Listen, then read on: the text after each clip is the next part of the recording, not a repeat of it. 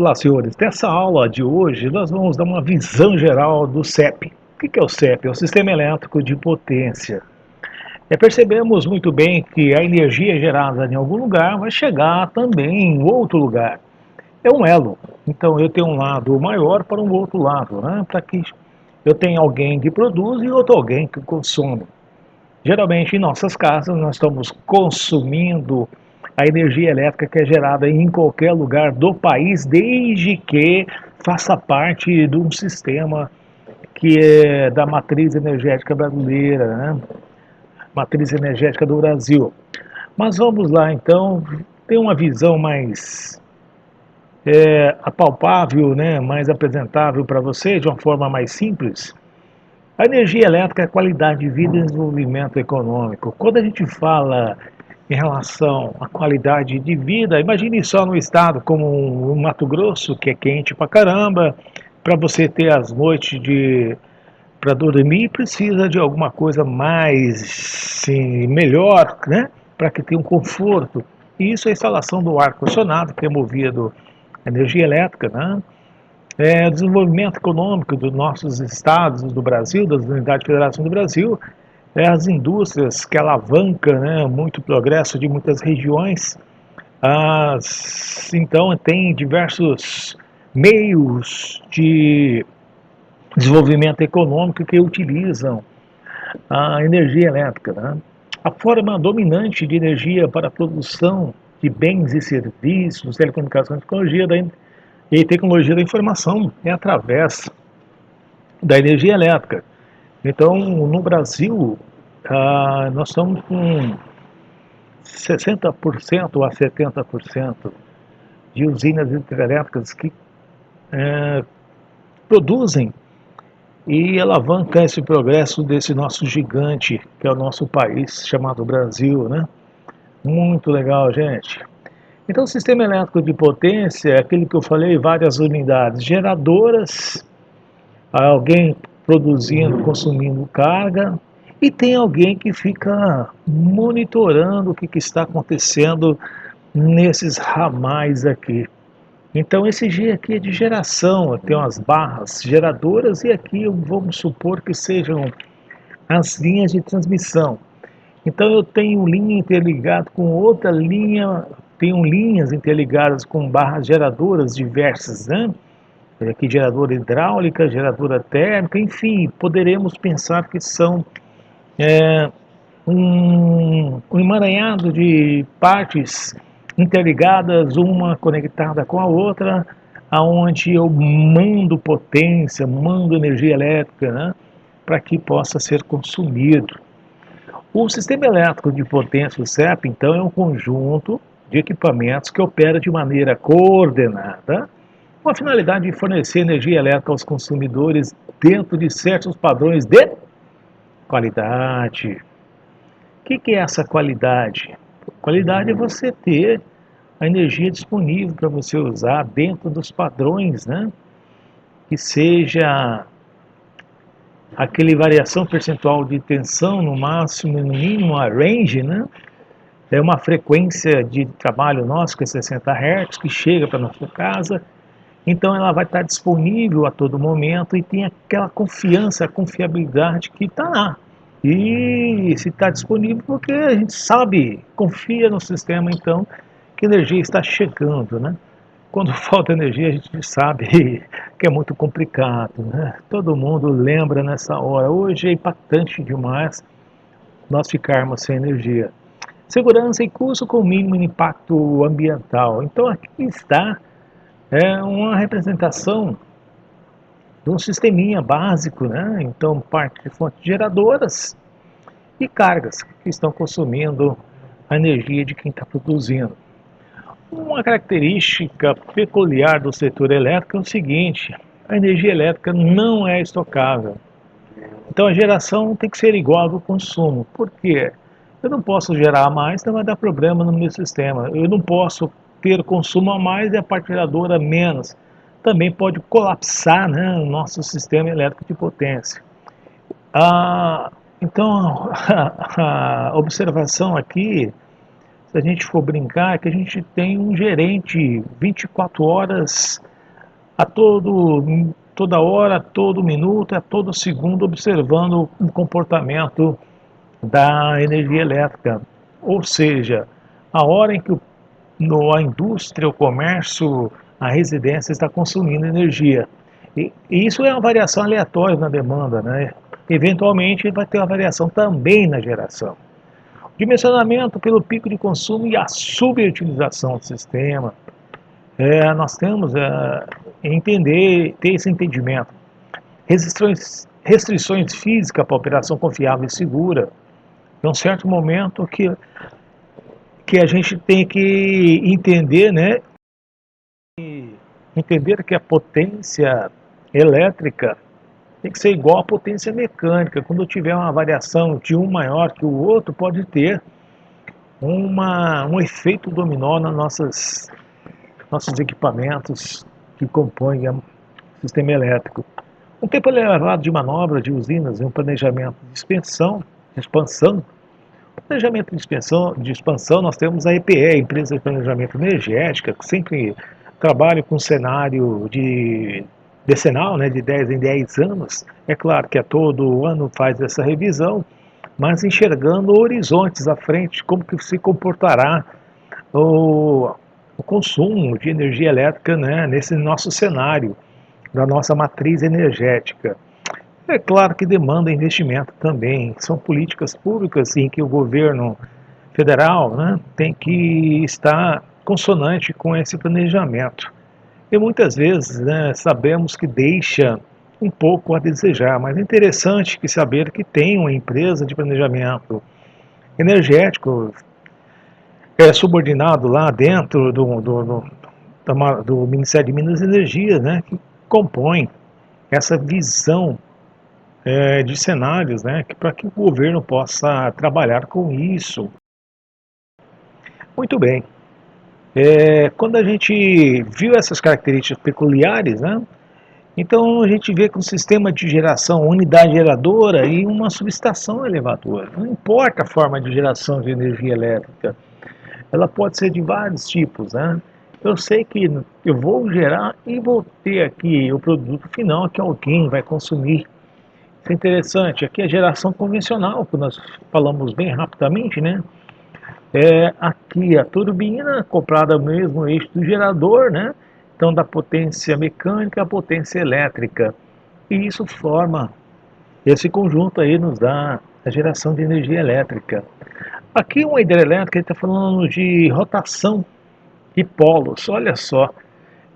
Um rotor aqui da usina hidrelétrica de Itaipu, 92,3 rotações por minuto, ou seja, a cada minuto esse eixo aqui rotaciona quase 93 vezes, vamos se dizer. De uma termoelétrica, a cada minuto esse eixo aqui vai rotacionar 1.800 RPM. O que observamos, né? Numa máquina síncrona hidrelétrica, a quantidade de polos são maiores, enquanto na termoelétrica a quantidade de polos são menores. Se você colocar nessa fórmula aqui, né, a velocidade síncrona que é igual a quantidade de polo vezes 120 e a frequência, a gente observa que faça as contas que determinamos aqui a velocidade em RPM, né? N é igual a 120 vezes S sobre P. Mas não é o caso em saber que pela quantidade de polos que eu tenho, eu vou ter uma rotação muito menor, né? Daqui, quando a gente começa a falar do sistema interligado nacional, ou do sistema elétrico de potência, melhor se dizendo, né? Quando falamos do CEP, a gente observa que várias fontes geradoras, todas estão conectadas entre si, que fazem parte, então, do SIM, Sistema Interligado Nacional. E tem o sistema de transmissão, então. As linhas de transmissão, junto com transformadores e compensadores, né? Interligam o que? Unidade de geração com subestação e distribuição, interligam subsistemas. Estrutura e anel tem uma flexibilidade e redundância. Quais são as tensões típicas aqui no Brasil? 230, 345, 440, 500, 665 kV. Subtransmissão de 65 a 138. Nós temos aqui as linhas de transmissões que pode ser em corrente alternada e pode ser em CC, corrente contínua, né? Ele fala aqui que é viável acima de 500 quilômetros. É claro que tem que se fazer um estudo de viabilidade técnica para poder transmitir em corrente contínua, porque eu vou ter nos extremos da corrente contínua uma subestação inversora e conversora, né, para poder fazer essa transmissão.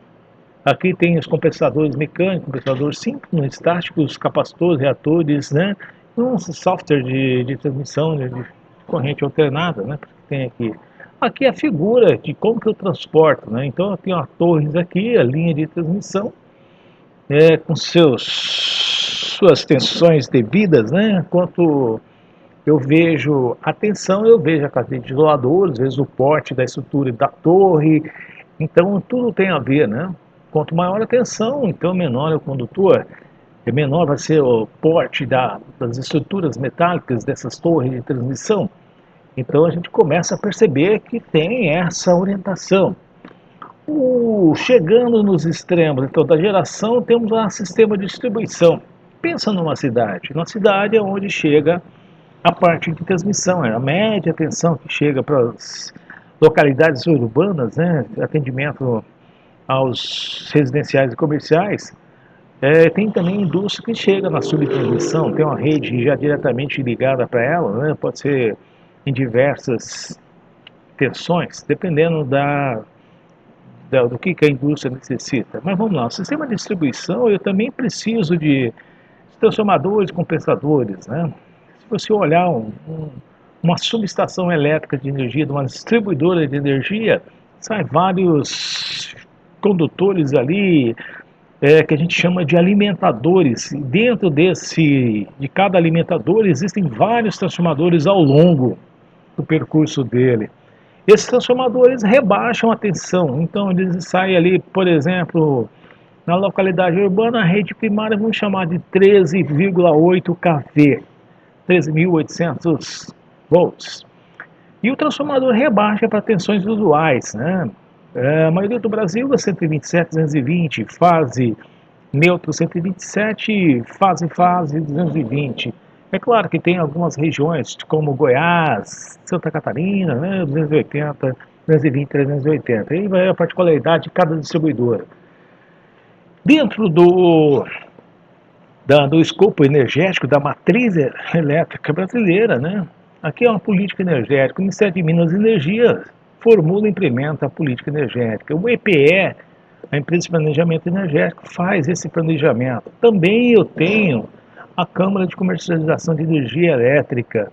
Tem o ANEEL que regula, fiscaliza e media alguns impasses que tem. Tem os agentes, né, dentro dessa implementação. E tem o ONS, que é Operação Elétrica, Operador do Sistema Elétrico Nacional, e o CMSE, que monitora a segurança. É claro que para cada governo, esse escopo aqui, esses quadrinhos são mudados. Hoje, a gente não sabe como que está, mas isso aqui só para que você tenha uma ideia de como é o pré-funcionamento, como funciona. Então, a característica do sistema elétrico brasileiro, como já falamos, predominantemente elétrico, grandes distâncias entre fontes geradoras. Nós vemos lá Belo Monte, lá no extremo do país, interligado, sistema interligado nacional, né? Então está longe dos centros consumidores. Quem consome mais energia geralmente o estado sudeste, a região sudeste, né? Os estados compõem a região sudeste, mas vários potenciais de aproveitamento no mesmo rio, regimes hidrológicos e pluviométricos diversos e grande potencial hidráulico ainda a ser explorado. Né? Hoje fala-se muito no meio ambiente, então, para que se construa uma usina hidrelétrica, nós temos que pensar muito bem do que possa ter de gravidades, né? O que pode interferir. Mas o progresso hoje é muito grande, nós temos energias complementares, tipo a fotovoltaica e energia eólica, que ainda está em grande avanço, tal, mas ainda é pequena a sua utilidade em grande parte do nosso país. Isso pode desafogar também a nossa matriz energética brasileira e também quando nós tivermos algum recurso hídrico muito baixo, né, as barragens, por exemplo, nós temos essa alternativa ou ajuda a diminuir até investimento dos distribuidores de energia. Nós temos que pensar de uma forma em que o governo consiga entender isso, né? Não só ganhar, não só cobrar imposto, mas também deixar as pessoas utilizarem uma energia de uma forma que desafogue também os investimentos. Tá? Pena que a concessionária também não pensa desse jeito. O sistema interligado nacional, então nós temos aqui uma visão com as suas devidas tensões, então cada cor aqui é uma tensão, né? A tensão elétrica das linhas de transmissão que é distribuídas. Interessante para nós e fazer esse entendimento aqui, de ter essa visão, né? O futuro do sistema elétrico potência, então nós vamos ver a integração, geração distribuída hoje em dia está muito, é, ainda falta melhorar bastante, muito mais coisa, mas já teve um avanço significativo, né? A medição inteligente, aquelas partes onde os medidores eletrônicos já fazem muitas medições, né? As fontes alternativas de energias, né? FATS, é um sistema de transmissão flexível, né, em corrente alternada, então nós temos ali, esse é o futuro. As smart grids, tá? Então temos aí muitos medidores inteligentes, né? Muitas gerações inteligentes, tudo está conectado, a internet veio para isso mesmo. Hoje nós conseguimos monitorar muita coisa, fazer manutenções devidas, então muita coisa está fazendo que a gente tenha cidades inteligentes, redes elétricas inteligentes, né? Então, estamos aí. É uma tendência, um futuro do setor elétrico também passa por essas variações do avanço da tecnologia. E por hoje é só, gente. Então, valeu então para vocês. Até a próxima aula. Na próxima aula a gente vamos ver se falamos mais sobre o CEP, Sistema Elétrico de Potência. Um abraço.